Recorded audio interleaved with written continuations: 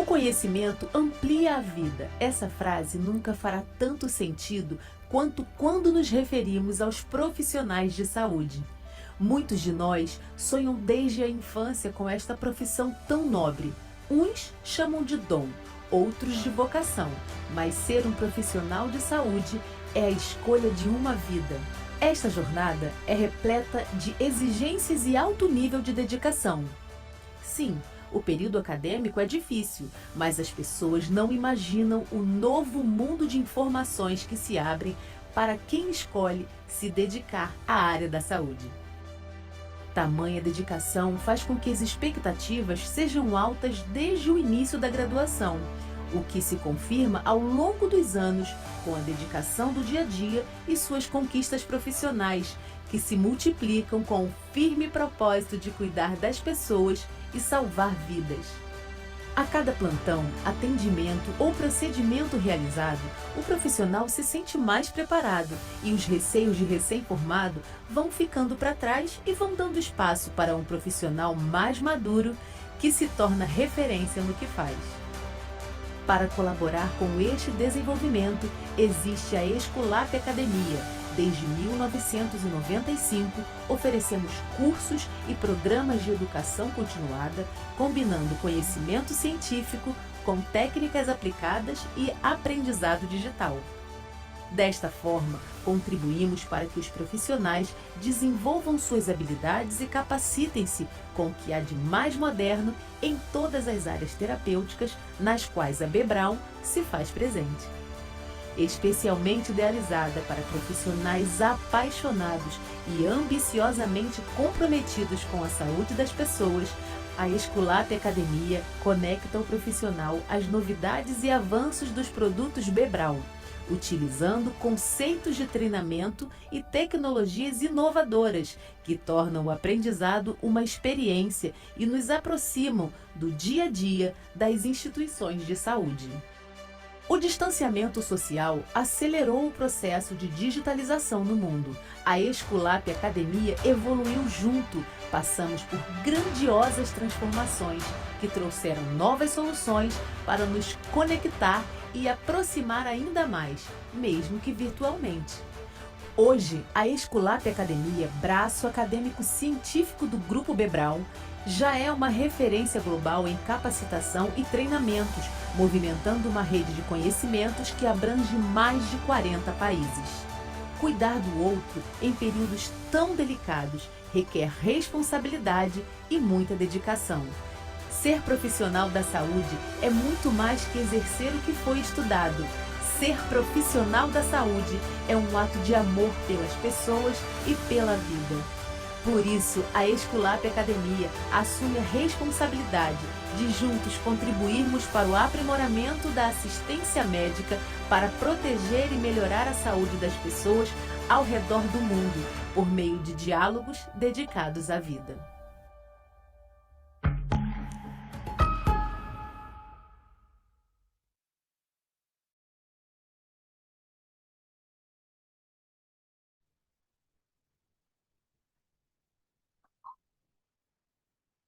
Oi, pessoal, boa noite, tudo bem? Olá, é um prazer estar com vocês mais uma noite. Hoje a gente tem o privilégio de escutar a Renata. Renata Farias, ela é uma especialista no assunto, fez mestrado nessa área, doutorado, vai compartilhar um pouco da experiência dela com a gente. Então, só relembrando um pouquinho, né, dessa nossa jornada do conhecimento, a gente inaugurou essa jornada, né? A gente começou falando da parte da limpeza, qual o melhor o produto utilizar, o que que os consensos vêm falando, guidelines, recomendação.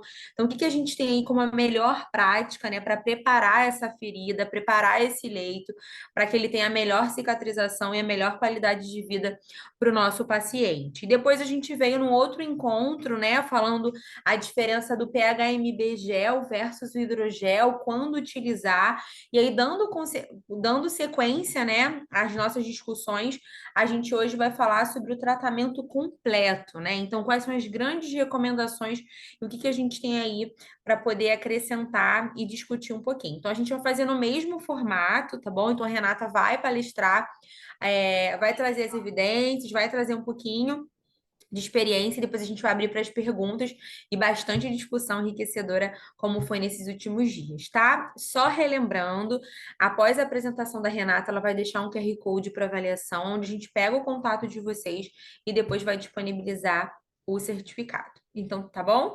Então, Renata, seja muito bem-vinda, muito obrigada por ter aceitado o nosso convite. Agora é com você.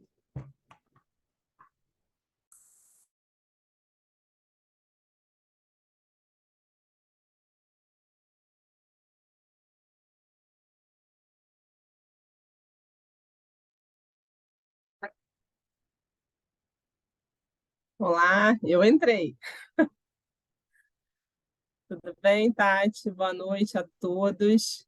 Boa noite, pessoal. Obrigada pelo tempo de vocês, por estarem aqui com a gente, compartilhando conhecimento, né? É um momento de troca. Então, hoje nós vamos falar um pouquinho com vocês sobre as últimas atualizações, os últimos guidelines, recomendação de 2023, quentinha, mas que também vai deixar a gente um pouco de cabelo em pé, né? Quando a gente for falar aqui. Então, eu trouxe aqui algumas coisas para vocês. Aposto que já tem muita gente aí que me conhece, né? Que a gente acaba chamando os amigos, então sempre tem gente aí querida participando com a gente. Tá ok? Então, vou compartilhar aqui minha tela com vocês. Ele. Peraí, sumiu. Estava aqui certinho e ele sumiu.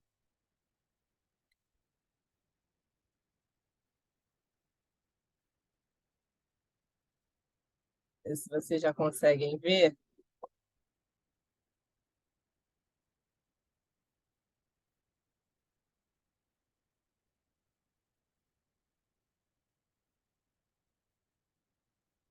Deixa eu compartilhar de novo. Estão vendo nada ainda, né? Ainda não. Vou compartilhar minha tela, que é melhor. Estão vendo agora? Estamos sim, sua tela. Sim. Então, aí assim é melhor. Então, vamos lá, pessoal. Não se assustem com o número de slides, tem muitos ocultados, tá ok? Então, hoje, o que trazer de novo para vocês? O assunto feridas, a gente já fala bastante. Então, aí, ao longo dessas 2 últimas semanas, a Amanda trouxe bastante coisa para vocês com relação a PHMB, biofilme, pH, então, tratamento, limpeza e tratamento de feridas. Então, o que a gente pode trazer para contribuir ainda mais com vocês com relação a esse tratamento de feridas? Então, nada melhor do que os principais guidelines, as principais recomendações internacionais. Bem, e aí aqui até uma pergunta para vocês, né? Como atualmente nós nos atualizamos sobre as inovações no tratamento de feridas? Né? Porque, assim, hoje existem tantos produtos novos, tantas terapias novas, o tempo todo sendo produzidas, então, como escolher, como indicar a melhor terapia para isso? Bem, a gente acaba se utilizando muito, né, de artigos científicos, guidelines. Bem, só para...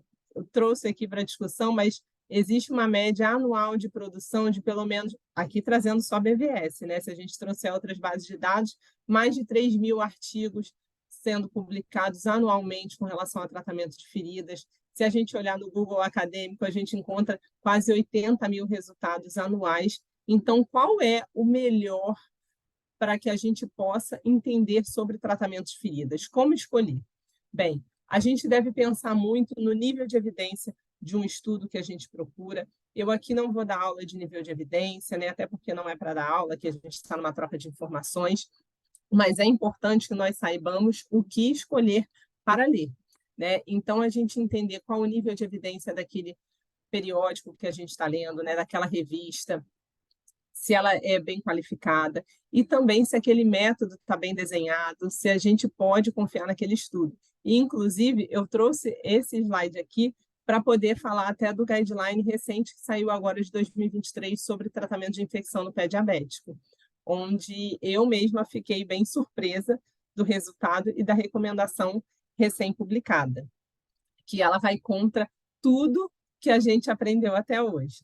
Bem, os guidelines internacionais. Os guidelines também são continuamente publicados, né? Todas as sociedades, aqui no Brasil a gente tem pelo menos aí umas 4 ou 5 sociedades de tratamento de feridas, os outros países igualmente, tratamento de feridas na enfermagem, mas a gente tem também na parte médica, buscando mesmo, eu encontrei guidelines também da parte médica aqui no Brasil, e existem, não são poucos, então a gente tem uma gama enorme de publicações para que a gente possa escolher aquela que melhor nos atende. Então, aí eu trouxe aqui, antes até de começar a falar das recomendações, uma que chamou a atenção, que foi esse guideline recém-publicado, agora de 2023, como eu mencionei para vocês, de tratamento de infecção nas pessoas com pé diabético. Bem, as recomendações até aqui, tudo aquilo que a gente já sabe, né? Não utilizar antibiótico terapia sistêmica como uma prevenção. Então, tudo aquilo que a gente já sabe, antibiótico sistêmico, quando você já tem infecção de tecidos moles, mas ele traz aqui uma informação muito curiosa, tá? Onde há uma sugestão, e aí Tati ainda nem sabe, né? A Tati que apresentou aqui para vocês, é a atual gerente de produtos de tratamento de feridas, e eu nem mostrei para ela esse slide aqui. Mas onde antissépticos tópicos, como prata, mel e muitas outras terapias sendo contraindicadas para tratamento de infecção em pacientes com pé diabético. Renata, você vem trazer uma informação e vem falar de produto antisséptico, eu venho falar e digo que ele é contraindicado. Por isso que eu comecei falando para vocês de quantas possibilidades a gente tem de adquirir conhecimento. E muitas das vezes, uma recomendação, a gente não pode levar ferro e fogo, e eu vou falar por quê. Porque muitas das vezes esses estudos, eles têm uma força de recomendação menor, porque ele não está bem desenhado, ou o método não está bem descrito, não é um estudo mal feito, mas é um estudo que requer mais publicações e isso enfraquece aquela evidência. Então, por isso, essa evidência ela ficou fraca. Não é que não há recomendação, a gente vai ver aqui mais à frente, mas foi uma coisa que chamou bastante atenção, esse dos guidelines recomendados, né, que foi esse grupo de trabalho internacional sobre pé diabético. Então, será que a gente lê só essas referências, isso é o bastante? Bem, eu trouxe aqui uma pirâmide do conhecimento, né? Quando a gente fala, e não só em tratamento de feridas, né? Em muitos outros, a gente tem que pensar não só nos dados que a gente tem, nas informações, e aí a gente pode pensar nos dados e nas informações, os artigos científicos, guidelines, mas a gente tem que levar em consideração o nosso conhecimento e ter a sabedoria de saber juntar as informações com o conhecimento que a gente tem. Então, nem tudo é ao pé da letra. Então, por isso que a gente costuma falar em tratamento de feridas, né? Por isso que, assim, muita gente, até leiga também, acha que sabe tratar feridas, né? Porque eles levam ali o conhecimento deles, mas a gente costuma dizer que tratamento de feridas não é receita de bolo, né? A gente não consegue direcionar e falar uma diretriz única para aquele paciente. Aquela ferida ela vai estar em constante mudança, dependendo da resposta do paciente, a gente vai ter que mudar. Então, aliar as informações ao nosso conhecimento, ela é extremamente importante e isso que faz de nós profissionais diferenciados e direcionados para tratamento de feridas. Porque se fosse só, né, recomendar produto, era só a pessoa leiga ler um protocolo que ela poderia tratar feridas. E não é bem assim. Então, por isso a importância da gente aliar nosso conhecimento com a teoria. Bem, então, nada melhor do que a avaliação clínica. E aí, aqui, que a gente entra um pouco no tratamento de feridas. Bem, então, o que indicar para terapia tópica de feridas? Como avaliar e escolher?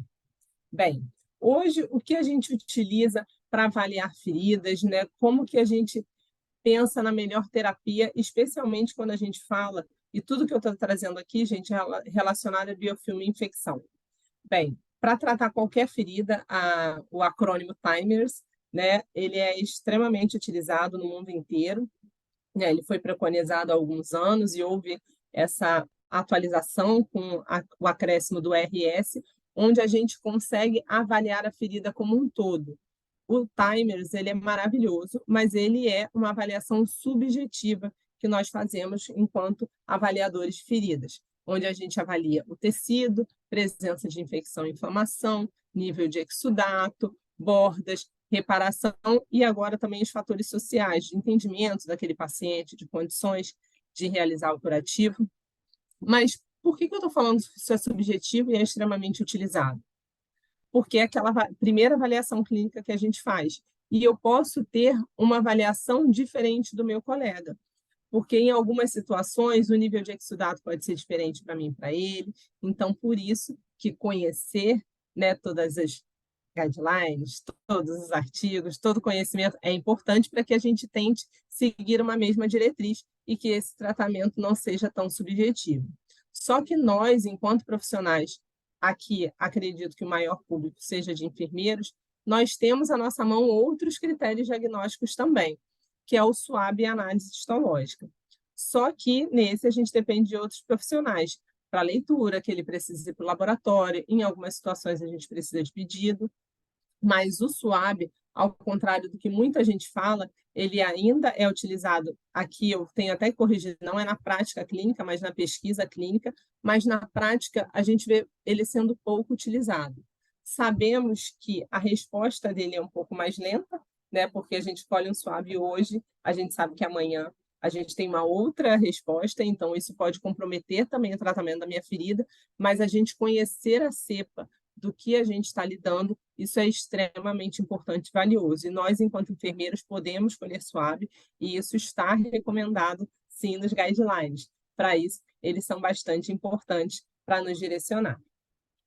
Bem, e ainda falando de tratamento tópico, existem diversos antibióticos tópicos. E muita gente pergunta por que, se nós, como né, em geral enfermeiros, a gente olha, às vezes, antibiótico tópico e fala de jeito nenhum, a gente olha como vilão. Mas por que eles ainda existem?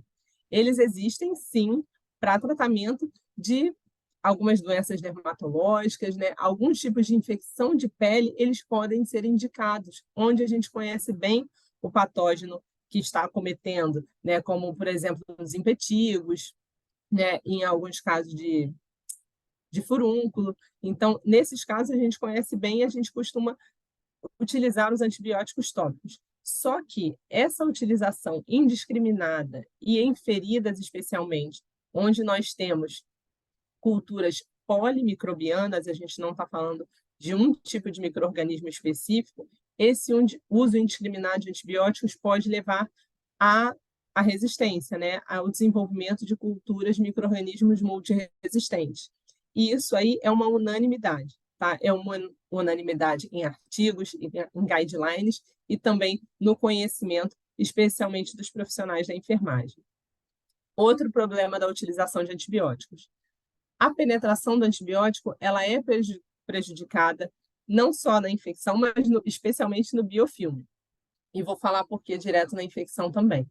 Mas no biofilme, aqui acredito que a Amanda já tenha falado com vocês, e na próxima a gente vai falar novamente também. Aqui hoje não é aula de biofilme, que é algo que eu gosto muito de falar.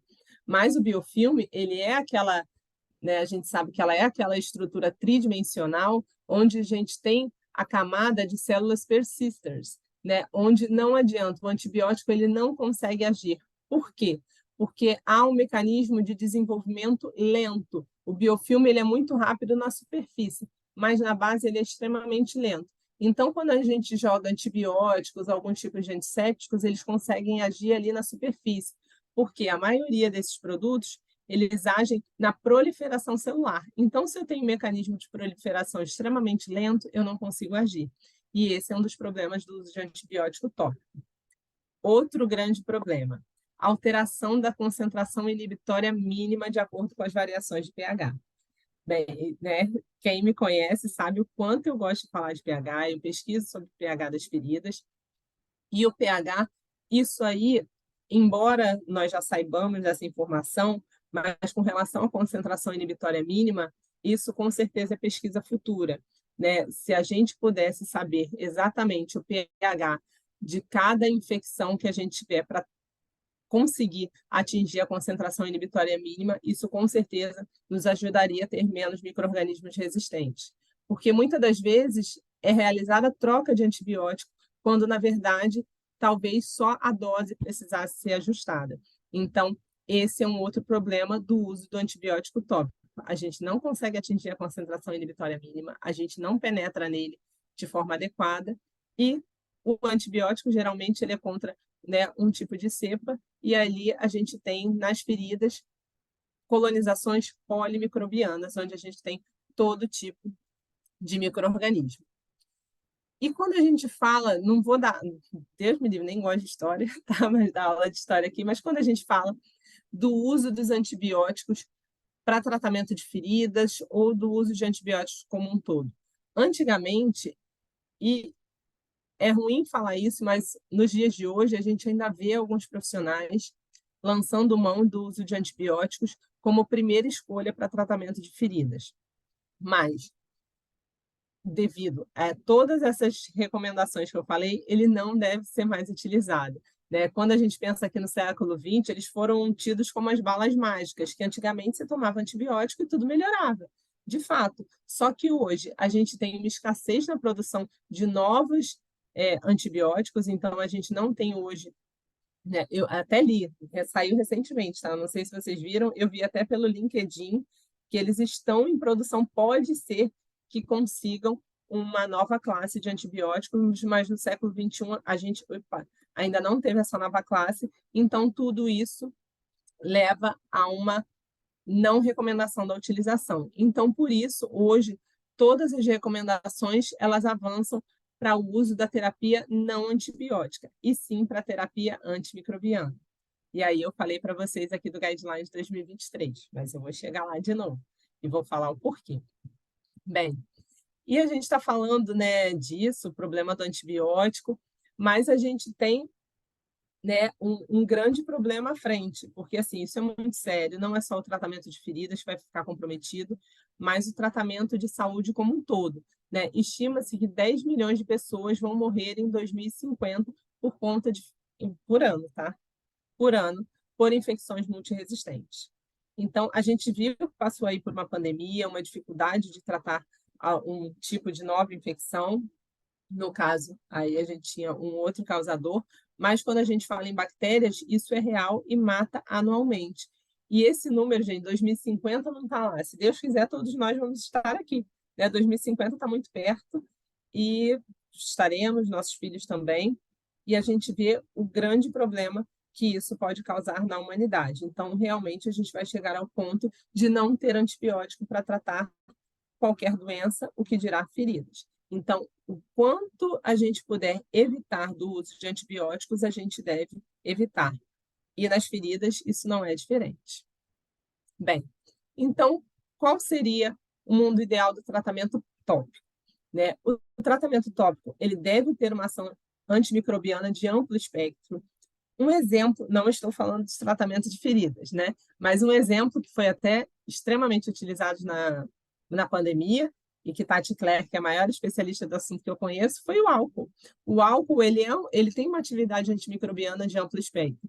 Por quê? Ele pega todas as cepas bacterianas, ele pega não só bactérias, mas ele pega, né, vírus, fungos, micobactérias, né? Então, ele tem uma gama de antimicrobiana de amplo espectro. Então, quando a gente fala em solução antimicrobiana, ela deve ter essa ação que é diferente de um antibiótico. Só que eu posso utilizar o álcool?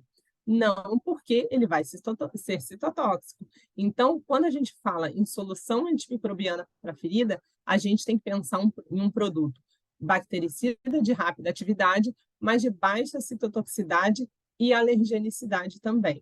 Porque por muito tempo a gente viu o iodo, né? Existem até alguns produtos à base de iodo, a gente vai falar disso depois, mas por muito tempo a gente utilizou povidine em tudo dentro dos hospitais, né?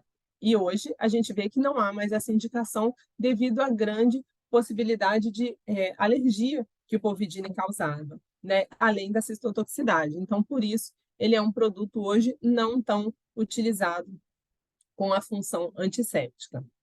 E efeito sistêmico, ele não deve ter efeito sistêmico, né? E deve agir também na presença de matéria orgânica.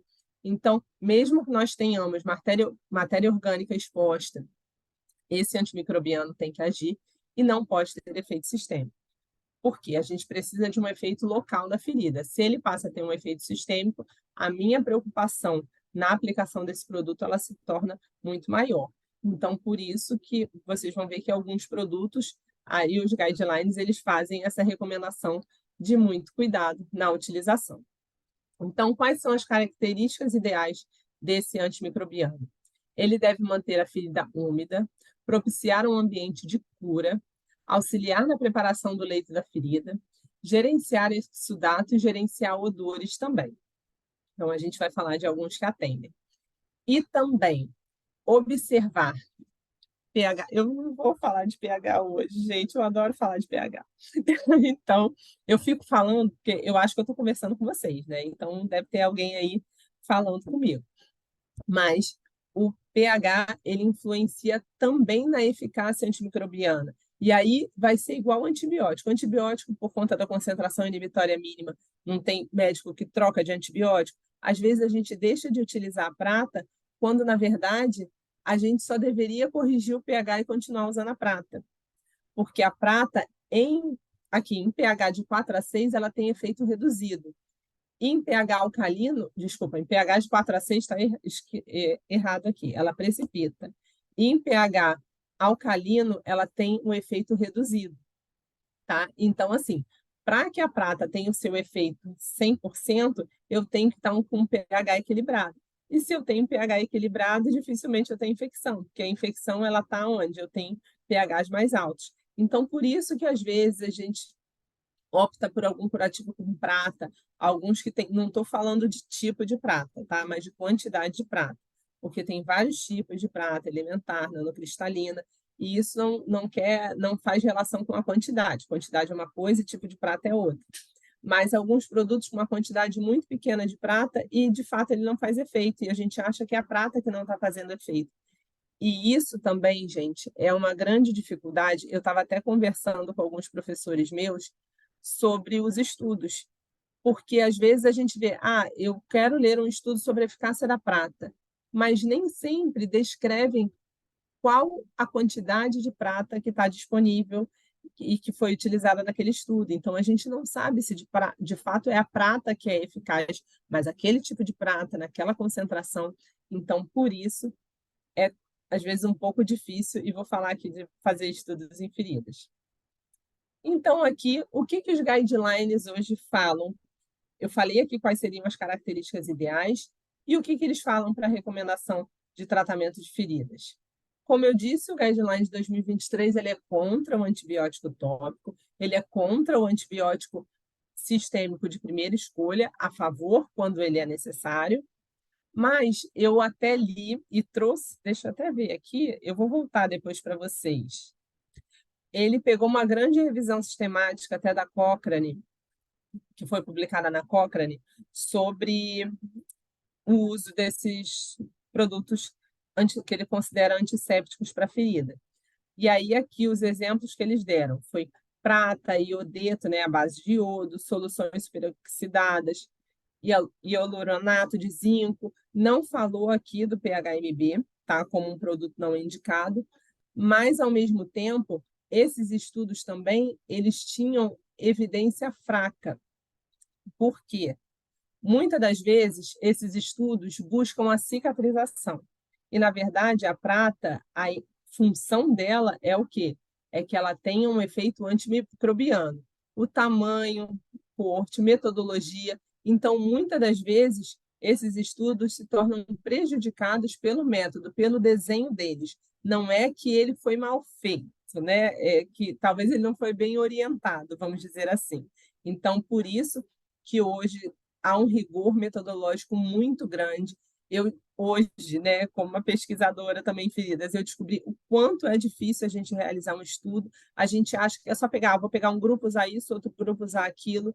Não é tão fácil. Então, por isso, há muitas das vezes essa divergência, né, nas publicações. Então, eu acredito que esse guideline de 2023 ele ficou muito prejudicado porque ele se baseou num estudo onde o próprio estudo reconhece que os métodos não estavam muito bem desenhados, então, por isso, ele não recomendou, mas em contrapartida, como eu falei, especialmente a prata, outros produtos, sendo que a prata é extremamente recomendada. Eu sou apaixonada por prata, mas na hora certa, e talvez não tenha sido delineado e desenhado qual era o padrão certo de prata. Bem, resistência dos antimicrobianos. Existe resistência? Alguns antimicrobianos já falam em resistência. Um deles, a prata, tão querida prata.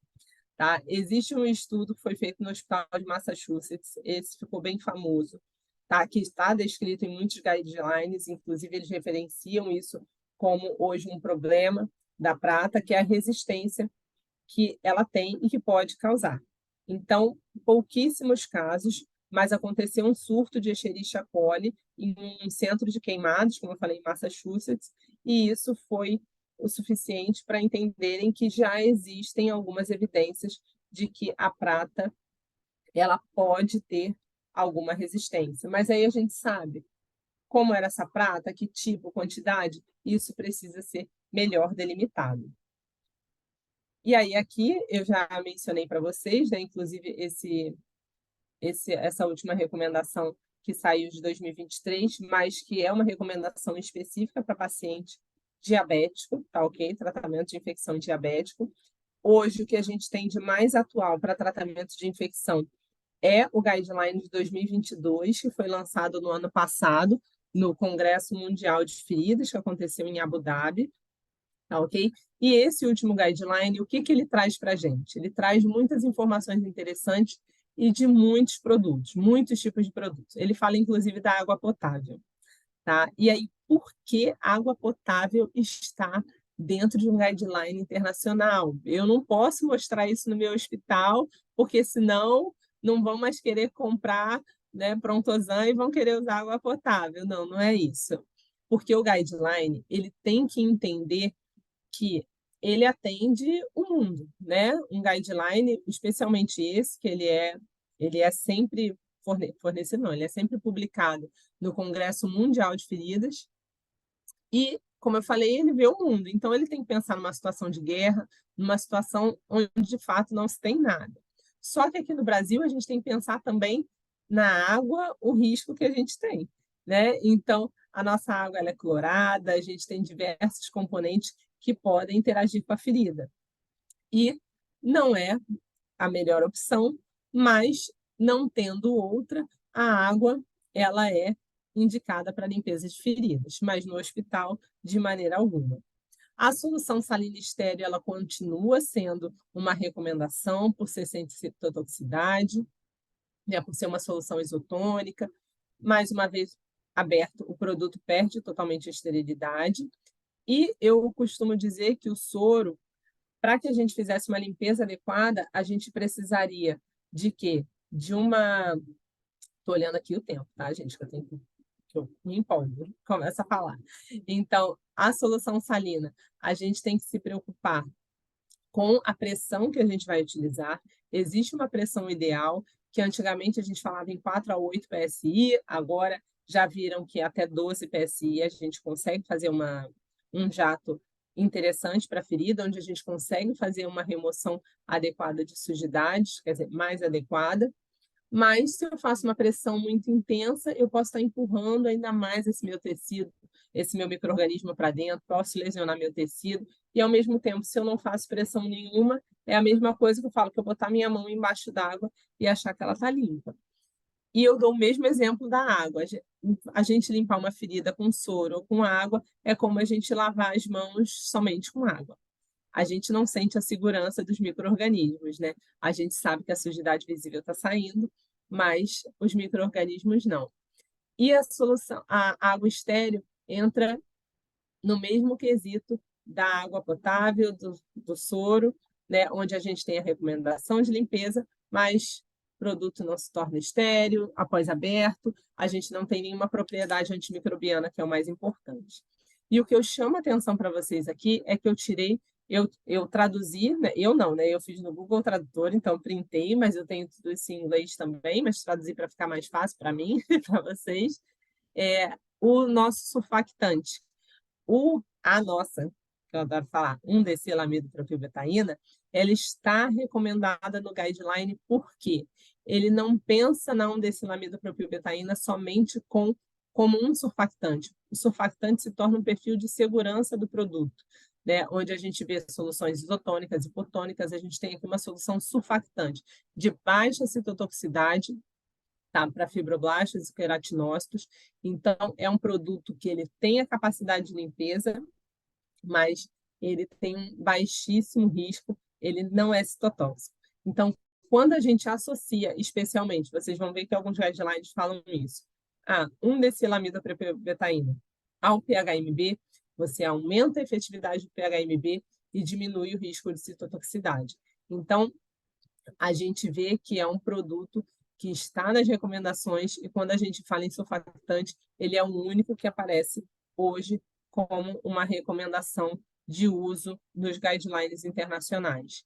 Aqui no Brasil, o único produto que possui a 1-decilamidopropilbetaína hoje é o Prontosan.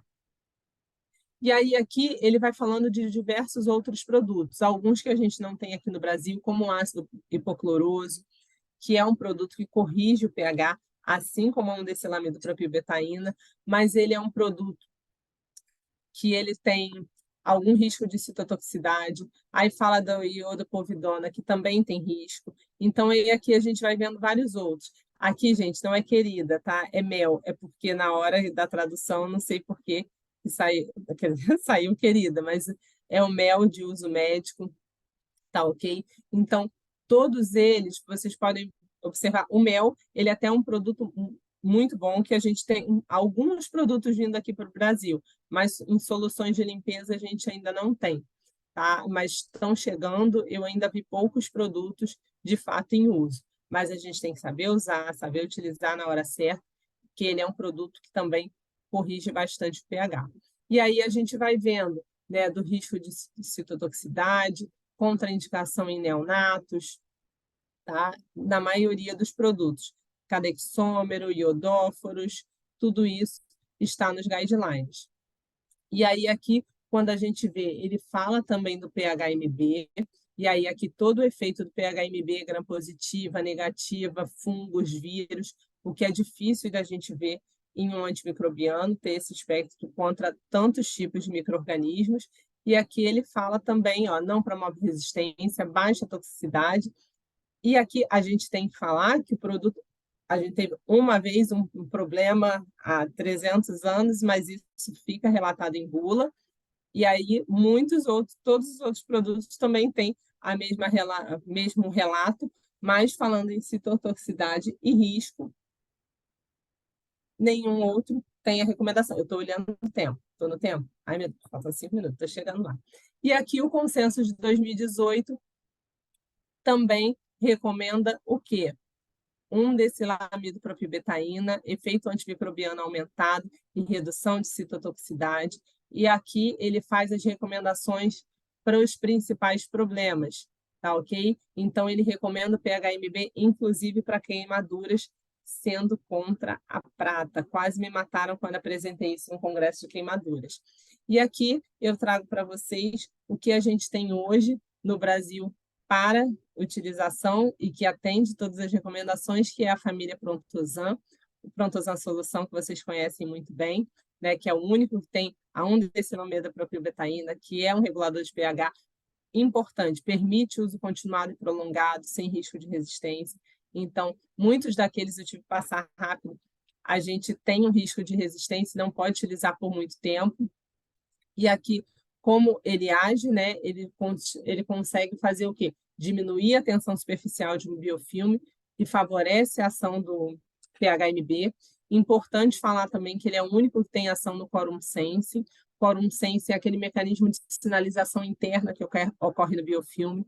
Então, ele consegue diminuir virulência. Isso aqui é o sonho da medicina, encontrar algo que diminua a virulência, que atue no quorum sense, quando a gente fala de terapia antibiótica, mas isso ainda não é possível na terapia antibiótica, mas na terapia antimicrobiana de amplo espectro, sim, porque ele tem uma ação parecida com peptídeos antimicrobianos. Então, aqui, o PHMB fazendo a ação antimicrobiana. Como eu disse, o único com regulador de pH, estou passando rápido porque está acabando. A gente tem a recomendação de uso do produto, solução, onde a gente deixa num tempo de ação aí agora de 0 a 3 minutos, ele até mudou, né? Continuamente a gente vem observando qual é o efeito dele, a gente entendeu que 3 minutos hoje são suficientes, aqui ainda está 5, mas foi uma informação que eu recebi bem recente, e a gente tem ele na formulação em gel também, que é um produto compatível com todos os leites. Então, quando a gente fala de uso de hidrogel comparado a Prontosan Gel, realmente não tem comparação, né? A gente sabe que algumas vezes a indicação vai depender da preferência do profissional, mas na grande maioria das vezes isso vai fazer toda a diferença no tratamento das minhas feridas. Então, por isso que conhecer o produto que a gente está utilizando é muito importante. Estou aqui passando rápido, e a gente tem também o Prontosan X, que é lançamento.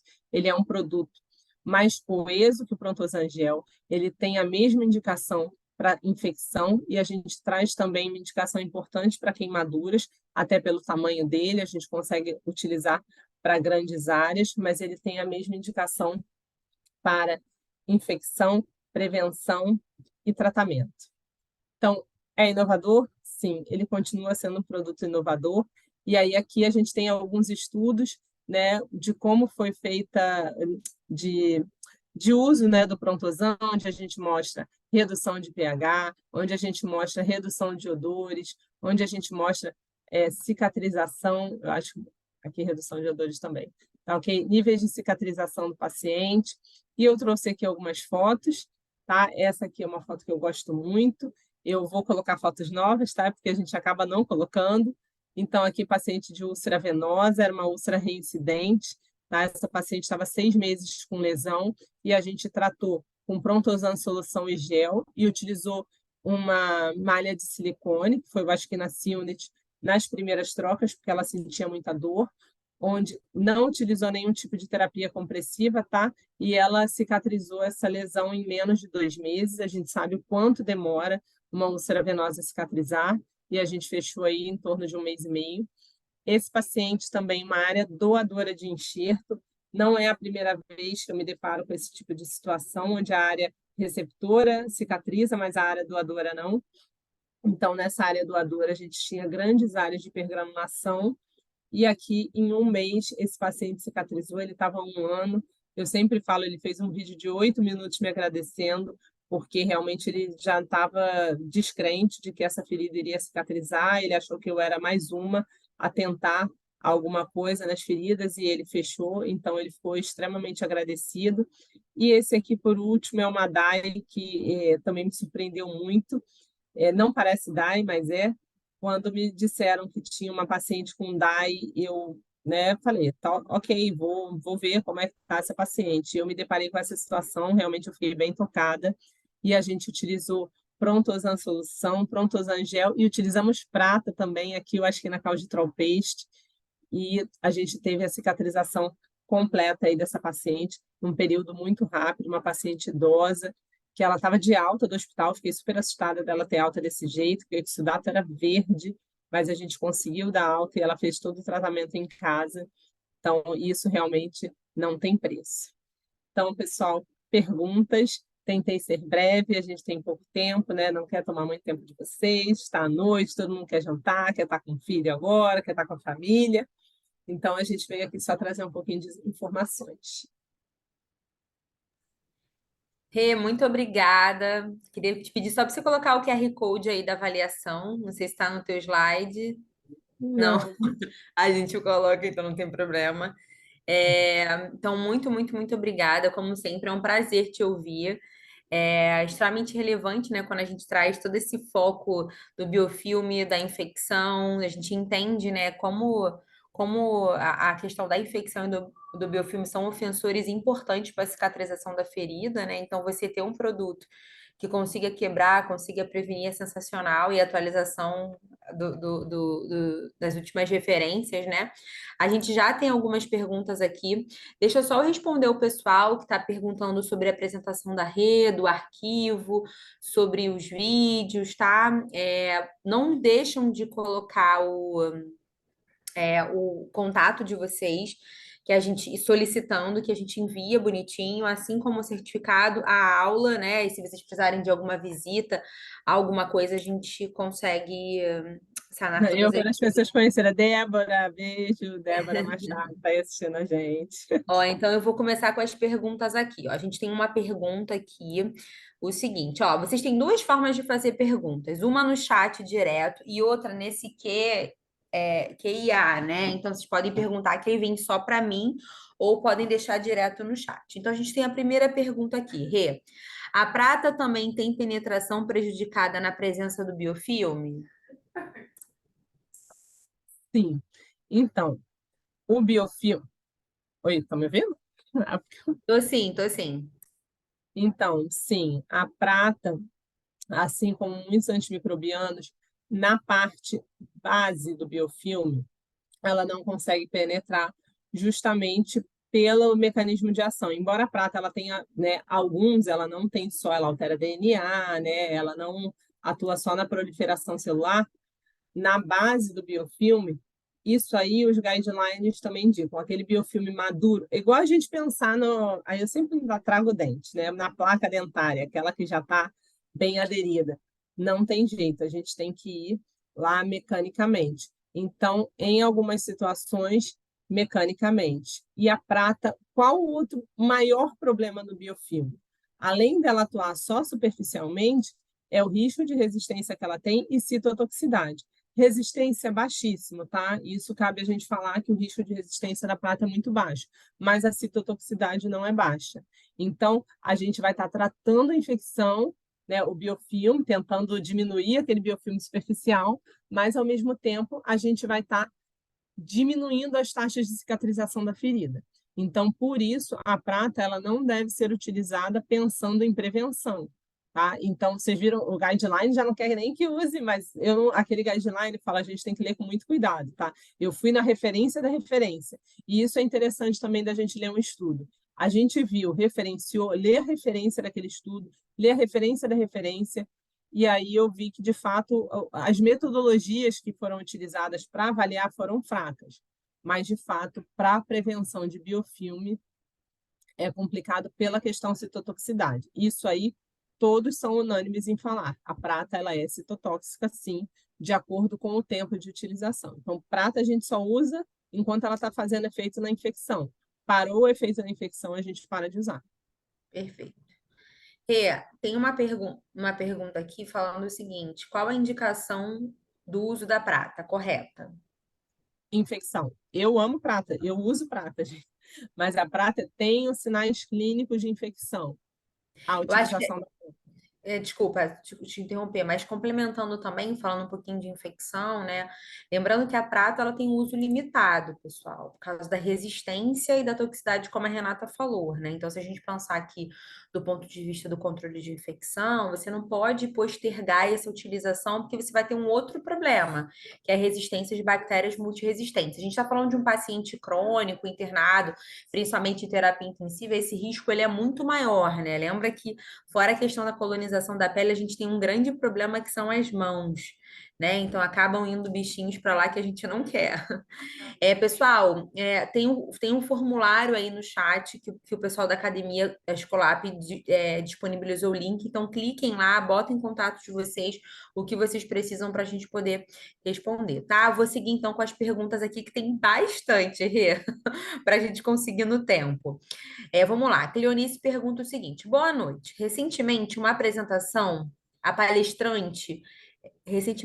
A palestrante mencionou que no último Congresso Internacional de Feridas falaram que o PHMB pode induzir resistência bacteriana. Você pode falar sobre isso? Oi. Quem é? Desculpa, Marluce? Não ouvi o nome. Cleonice. Igualzinho. Desculpa, Cleonice. Cleonice, eu até tive a oportunidade de estar no último congresso e vou te dizer que, assim, resistência ao PHMB eu desconheço, tá? Desconheço mesmo. O que eu vi alguns palestrantes falarem é que, de fato, o PHMB, mas aí é a concentração. Por isso que eu falo, tudo, até quando a gente lê da prata, a gente tem que tomar cuidado com o estudo que a gente lê. E aí algumas pessoas falam, o PHMB tem potencial carcinogênico, acima de 4%. 4. Então, assim, o Prontosan tem 0,1. Mas toda vez que alguém me fala, eu estou com um produto que tem uma concentração maior de PHMB, ele é ótimo porque ele vai tratar a infecção mais rápido. Não. Por isso que a gente pensa no produto, na concentração, para ele não causar problemas também. Tanto que o Prontosan ele pode ser utilizado continuamente, tá? Ele não tem nenhum risco carcinogênico, pela concentração 0,1. Eu costumo dizer, a diferença entre o veneno e o remédio está na dose, né? Então, um próprio estabilizador de pH importante, que é o hidróxido de sódio. Se você botar hidróxido de sódio, sabe o que é hidróxido de sódio? É soda cáustica. Então você pensa, soda cáustica, sim, tem soda cáustica na comida, tem soda cáustica em remédio, mas não é a soda cáustica. Você tem ali traços, você tem uma concentração pequena. Então, por isso que o PHNB ele é utilizado a 0,1%, que é uma concentração extremamente segura, mas com relação à resistência, de fato, eu não ouvi, tá? Eu vou pesquisar, vou perguntar, eu tive a oportunidade de estar no congresso e não vi. Estou vendo aqui pergunta de tempo de uso da prata. Deixa eu responder essa. Que eu estou vendo Pode. aqui. Não, é porque eu tô ainda nas ocultas aqui que mandaram, e tem a do chat também, mas pode responder. Vou só perguntar. Aqui 14. alguém perguntou: qual o tempo de uso das pratas no mercado brasileiro? Então, né, o mercado brasileiro ele vai muito, né, de acordo com os guidelines internacionais, ele segue muito, né, ai meu Deus, está me dando branco. Por exemplo, a Sobest, ela segue eu esqueci, Débora vai me matar, né? Mas a Sobenf segue uma recomendação, a Sobest também segue a recomendação dos internacionais, cada um tem como se fosse uma mãe, né, internacional. E todos eles são unânimes em falar hoje que, assim, tempo certo não há. Geralmente, o que você faz? Observa por 14 dias, né? Houve tempo que falaram em 7 dias, 14 dias, 21. Hoje não falam muito em mais que 14, geralmente 2 semanas, mas sempre reavaliando. Se a É. ferida continuar evoluindo bem, ela está evoluindo bem porque ela está diminuindo a carga microbiana. Então, a gente continua utilizando. Fora isso, não. Mas não existe um tempo de recomendação fechado. Tá? A média geral, né, Rê, são o mais comum, entre aspas, pode-se dizer assim, são 14 dias, né? Contando sempre com esse ponto de reavaliação. Pode ser que seja menos, pode ser que seja mais, como a Rê falou. Vamos seguir aqui nas perguntas. Eu vou me meter na pergunta, porque fizeram uma pergunta muito boa aqui no chat. Muitas coberturas não têm. Ilza. Muitas coberturas não têm dispensação no leito da lesão. Deve ser considerada a mesma orientação? Então, Ilza, isso aí é uma questão muito, né, de fabricante para fabricante e controversa. Por quê? Se ela não tem a dispensação, como de fato ela faz o tratamento? Então, assim, existem, né? Aí existe a recomendação da empresa, e aí ela diz que pode utilizar por mais tempo, mas, ao mesmo tempo, quando a gente fala em tratamento de infecção, se fala aí numa concentração mínima, lembra a concentração inibitória mínima de 30 a 40 ppm, que são partículas por milhão. Então, será que consegue se atingir esse 30 a 40 partículas por milhão? É interessante quando a gente vê estudo que compara os tipos de produto, as pratas, porque aí a gente consegue ter alguma ideia, de fato, do controle da infecção. Porque, assim, eu tenho conflito de interesses falando aqui com vocês, eu sei, não tenho nenhum problema em falar isso. Mas, às vezes, a gente fica, né, mais tendencioso a falar de um produto, só que, assim, é muito interessante, procurem, porque existem esses estudos falando de vários produtos com prata. E a gente vê claramente isso da quantidade de prata para tratar a infecção. Então, fica uma situação meio como você trata a infecção dentro do curativo, você trata a infecção no leito, porque é a mesma coisa, você tomar um antibiótico que ele fica encapsulado e ele não libera. Esperar que a bactéria vá para dentro do antibiótico, né? Então, são coisas assim que a gente tem que observar, analisar e ver os estudos. Leiam, falo, leiam muito. E assim, a gente sempre Resum- observa o que a gente lê. Resumindo, Prontosan é o melhor, usa Prontosan, previne infecção que não vai precisar usar prata. Não, a gente precisa de calditrol peixe, eu sou apaixonada, tá? De calditrol peixe. Para quem não É, conhece, gente, é um produto. Eu já vi aquele sensacional. o dedo condenado à amputação. Essa paciente da DAI, que eu mostrei muito rapidamente para vocês, ela estava no hospital universitário aqui do Rio, né? Eu estou falando aqui do Rio, e alguém botou, Débora gosta, Débora Machado. Débora Machado é professora da UERJ, não, professora da UFRJ de Macaé, foi minha professora que está assistindo, e o, o Calditrol, essa paciente, ela já tinha sido passada por toda a equipe de dermatologia do Hospital Universitário e falaram, ó, jogaram a toalha, não sabem mais o que fazer.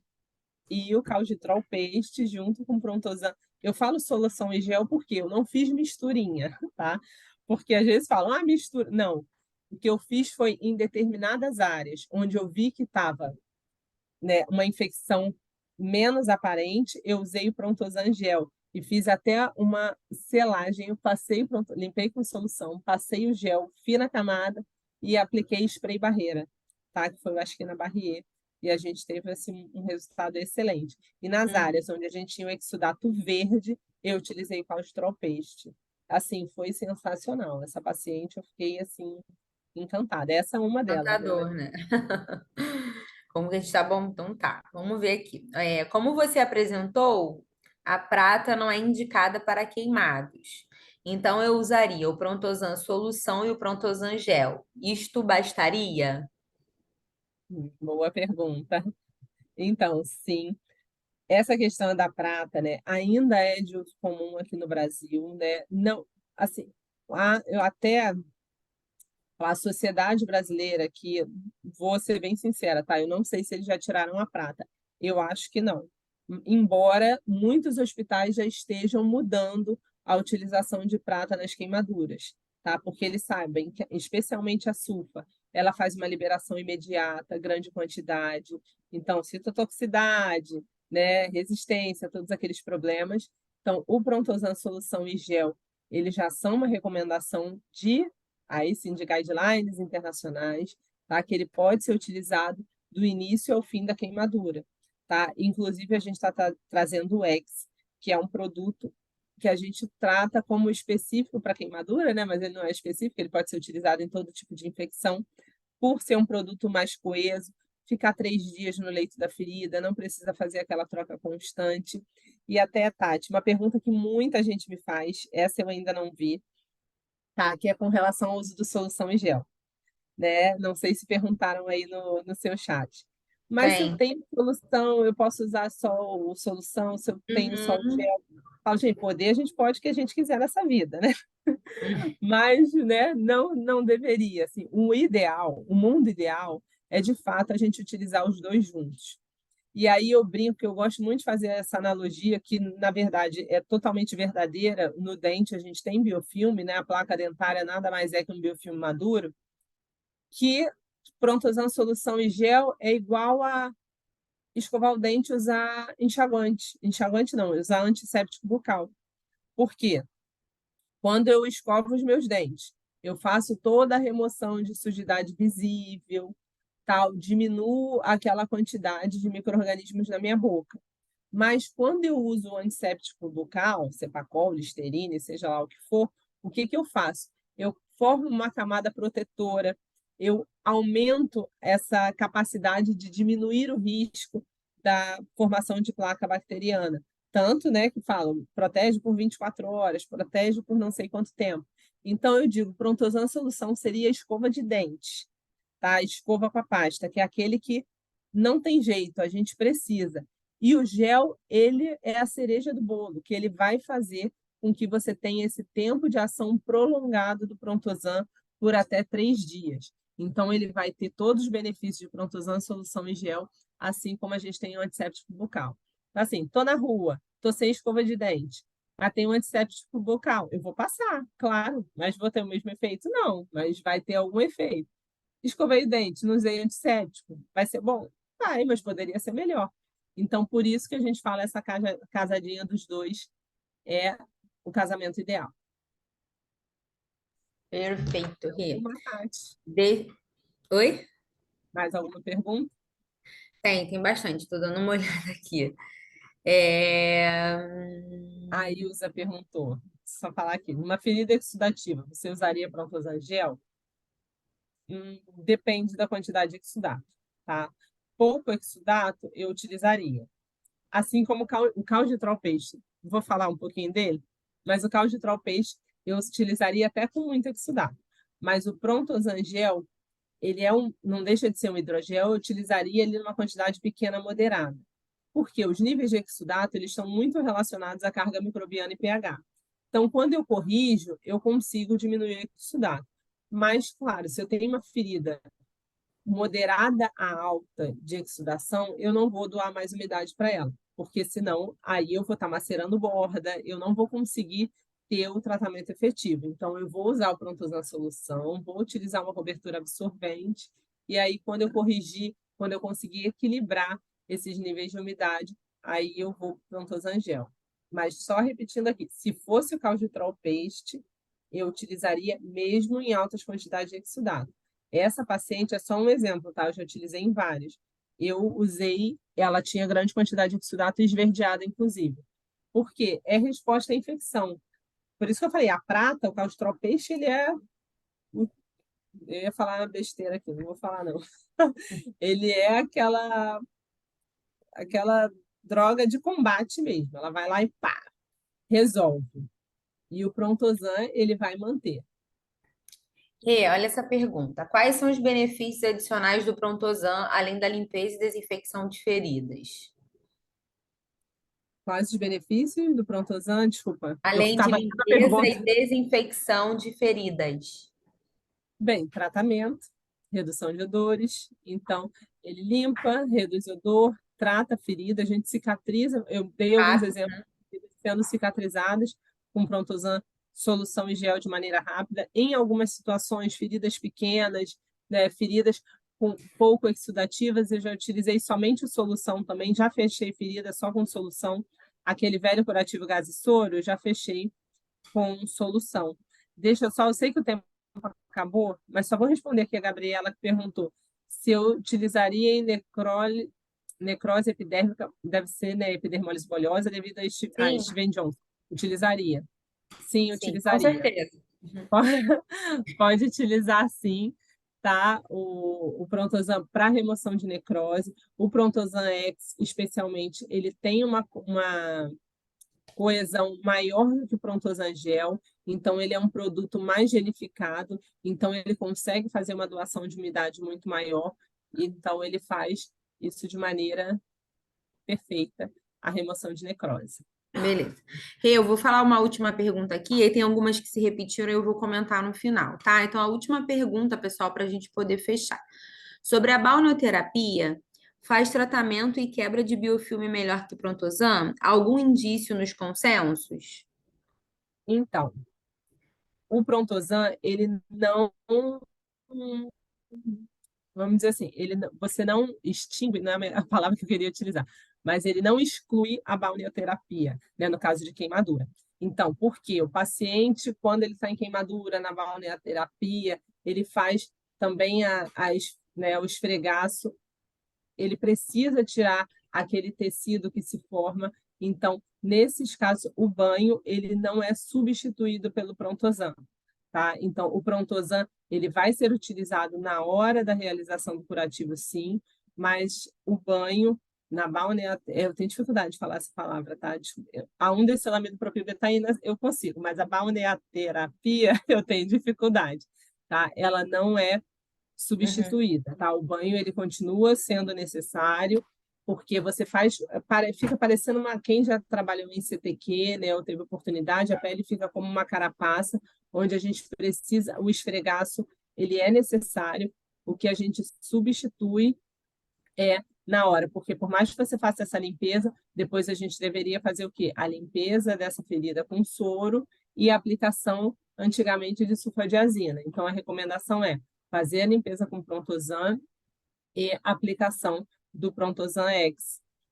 E lembrando que aí você não vai precisar fazer isso de uma maneira contínua, né? Essa troca do curativo, ela pode ser feita a cada 72 horas, então você diminui muito o sofrimento do paciente, tá Perfeito. ok? Tem uma aqui que eu achei super interessante. Qual o efeito da clorexidina em relação à regulação do pH? Então, a clorexidina, ela não regula pH, tá? Até se regula, eu desconheço, mas ela tem, o que você pode ler de clorexidina com relação a pH é que ela tem efeito em diferentes pHs, isso ela tem de bom. Então, assim, a clorexidina, ela consegue agir tanto em meio alcalino quanto em meio ácido, tá? Mas eu desconheço qual é o potencial de modificação de pH da clorexidina. O que a gente lê de relatos é que ela tem esse efeito em vários tipos de pH. Mas por que eu não utilizo a clorexidina em feridas? Pelo efeito citotóxico que ela tem, tá? Então, pelo efeito citotóxico, ela tem um efeito também menor em gram-negativas, micobactérias, e a gente tem muita gram-negativa em feridas, isso eu aprendi graças à higiene de mãos fatais, tá? Então, pseudomonas, proteus, tudo gram-negativa que adora uma ferida. E o A efeito da ciência da clorexidina vida. a clorexidina ela tem um efeito bem reduzido. Gente, a gente vai ficar aqui até amanhã. Vou fazer o seguinte, pessoal. Tem algumas perguntas aqui. Eu queria só comentar, né, assim, que no privado tem muita pergunta, mas eu vou só brifar. Só para reforçar, na semana que vem a gente tem um novo encontro, a Renata vai estar com a gente. E nesse encontro a gente vai falar sobre mitos e verdades, e a ideia é vocês trazerem muitas questões para a gente desmistificar. Ela vai trazer algumas coisas, mas a ideia também é esse bate-papo. Eu estou vendo aqui no chat, né, bastante o pessoal falando a questão assim, qual é a diferença do Prontosan para os outros do mercado? Então, a Amanda É, até falou um pouquinho sobre isso na primeira e na segunda apresentação, que é a nossa betaína, né? A questão muito importante, que o outro vem derivado do coco, a nossa não é, então o outro é mais citotóxico. A questão do regulador de pH também, como a Renata trouxe para gente. É um ponto que eu estou entendendo aqui que é bem sensível também, é a questão do custo, né? Então, a gente teve 3 perguntas aqui no chat falando que o Prontosan é mais caro versus o soro, mas foi o que a Renata falou. Poder você pode tudo. Mas aí você vai continuar usando o soro com a ferida com biofilme, deixando mais tempo, gastando mais, e não é gastar só o soro, é o tempo que essa ferida está aberta e olha todo o custo e qual é a percepção disso para o paciente, né? Então, acho que isso é um ponto importante para a gente poder levar para o convencimento nos nossos hospitais, tá? só falar Ah, rapidinho, eu não resisti pode. quando perguntaram aqui, né, do concorrente. A Tati falou muito bem, pontuou. A gente fala a betaína, tem gente que fica, por quê? Só porque ela tem um nome mais difícil, né? Não, não é só isso, assim. O nosso produto ele é estéril, então ele é produzido em sistema fechado, isso é interessante falar. O tipo de betaína não é só pelo nome difícil, não é só por ser sintética, mais pura, mas é porque gente, o ácido undecilênico ele é proveniente do nosso suor também. A gente no nosso suor tem ácido undecilênico. Então ele é o produto mais compatível, mais parecido com o nosso organismo. E isso, como a Tati falou, provoca menos risco de alergia, citotoxicidade, o que é importante, e o efeito que ele tem no Quorum Sense. O ácido undecilênico, ele não é só um agente, na verdade, ele não é um agente surfactante, né? Ele é um produto, é um antifúngico natural e que foi utilizado como um surfactante. Então, a base do nosso produto é ácido undecilênico. Então, ele tem ação antifúngica no Quorum Sense, então ele diminui a virulência do biofilme. Então, assim, tem muitas diferenças e muitas vantagens. Tá ok? Então, estudos. Muitas pessoas estão comentando aqui, pedindo para a Renata voltar os slides, consensos. Então, assim, aí no próprio chat tem um forms, coloquem os seus contatos para a gente poder enviar as informações para vocês, a aula, enfim, a gente está gravando também, para quem não conseguiu assistir, está correndo, está no trânsito. Enfim, a gente vai disponibilizar para vocês. E na semana que vem, que é o nosso fechamento, tá? A Renata vai estar aqui novamente. Ela vai estar falando sobre, como eu falei, mitos e verdades. Vocês podem trazer o máximo de perguntas, que semana que vem ela vai falar três slides, pouquinho, e a gente vai estar aqui, ó, só tirando todas as dúvidas, esclarecendo todos esses mitos que a gente vê aí com relação a feridas, a qual cobertura escolher, ao processo de limpeza, tá bom? Então, eu queria mais uma vez agradecer a Renata. Rê, muito obrigada pela sua disponibilidade, por dividir com a gente aí seu conhecimento, e agradecer a vocês pela presença, por estar aqui com a gente mais uma terça-feira. E semana que vem vai ser a nossa última terça-feira. A gente também vai ter a presença da Amanda, né? Como é o fechamento. Então, vocês podem usar e abusar de perguntas, que vão ter duas feras com a gente aqui para poder estar esclarecendo, tá bom? Um beijo grande, obrigada. E Rê, você pode fazer o fechamento e a gente encerra. Gente, eu gostaria de agradecer a Elisete é da JRG. Isso. Beijo, Elisete. Estou vendo os nomezinhos de vocês, tá? Gostaria de agradecer a presença. Sei que não é fácil estar aqui, né, à noite, por todo esse tempo. Estou vendo que aí a maioria seguiu para as perguntas, aguardou até as perguntas, tá bom? Então, muito obrigada. O Alisson aí também, Cíntia, que está assistindo, tá? A todo mundo. Estou igual aqui, Faustão. Um beijo para não sei quem, um beijo para todo mundo. Tá? Obrigada e até a próxima, pessoal. Tchau, tchau.